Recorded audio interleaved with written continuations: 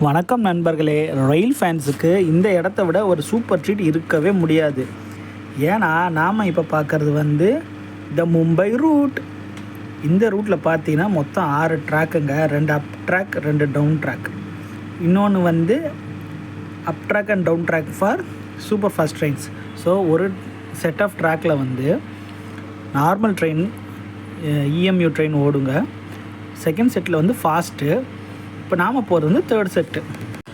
ஏன் இந்த மும்பை லைன் ஸ்பெஷல்னு கேட்டிங்கன்னா, மும்பையில் சபர்பன் ட்ராக்ஸ் ஒரு 5 லைன்ஸ் இருக்குங்க.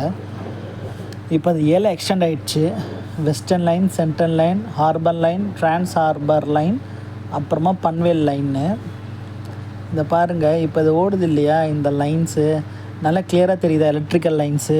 என்ன காரணம்னா கேமரா கிளாரிட்டி மட்டும் கிடையாதுங்க, அந்த பவர் லைன்ஸ் எல்லாமே திக்கான டிசி ஒயர்.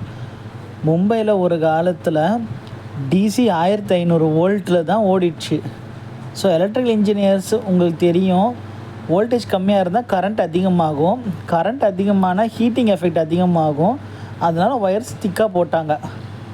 அதுக்கப்புறமா இந்தியா ஃபுல்லாக 25,000 வோல்ட் பவர் வரும் பொழுது பாம்பேயில் நான் ஃபஸ்ட்டே சொன்ன மாதிரி நிறைய மக்கள் யூஸ் பண்ணுறாங்க. நிறைய லைன்ஸ் இருக்கிறனால டக்குன்னு ஒரே நாளில் அந்த லைனை கட் பண்ணிவிட்டு அந்த லைனை அப்கிரேட் பண்ண முடியல.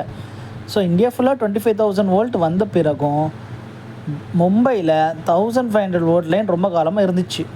அதனால தான் நீங்கள் மேலே பார்க்குற இந்த எலக்ட்ரிக்கல் எக்யூப்மெண்ட்ஸோடைய இன்சுலேட்டர்ஸ், அதுக்கப்புறமா அதோடைய ஃப்ரேம் நெட்வொர்க், அதோட இன்ஃப்ராஸ்ட்ரக்சர், அதோட ஒயரோட திக்னஸ் எல்லாமே உங்களுக்கு டிஃப்ரெண்ட்டாக தெரியும். ஒரு நல்ல விஷயம் என்னென்னா, இப்போது கிராஜுவலாக ஸ்டெப் பை ஸ்டெப்பாக இது 25 kVக்கு அப்கிரேட் பண்ணியாச்சு. ஸோ நம்ம ட்ரெயினும் நம்ம பக்கத்தில் அழகாக வர இந்த ட்ரெயினும் 25 kVயில் 3 ஃபேஸ் ஏசி மோட்டரில் ஜம்முன்னு ஓடிட்டுருக்கு. சரித்திரத்தில் இடம் பிடிச்ச விஷயம் என்னென்னா, பேசஞ்சர் ட்ரெயின் ஃபஸ்ட்டு ரன் ஆனது பாம்பேங்க. ஃப்ரம் பாம்பே டு தானே ஃபஸ்ட்டு பேசஞ்சர் ட்ரெயின் ரன் ஆச்சு. அப்போ அதுக்கு முன்னாடி ட்ரெயின் ரன் ஆச்சான்னு கேட்டால் ஆன்சர் ஆமாம். சென்னை சிந்தாதிரிப்பேட்டையில் இருந்து செங்குன்றம் ரெட் ஹில்ஸ் வரைக்கும் கூட்ஸ் வண்டி ஓடிச்சு.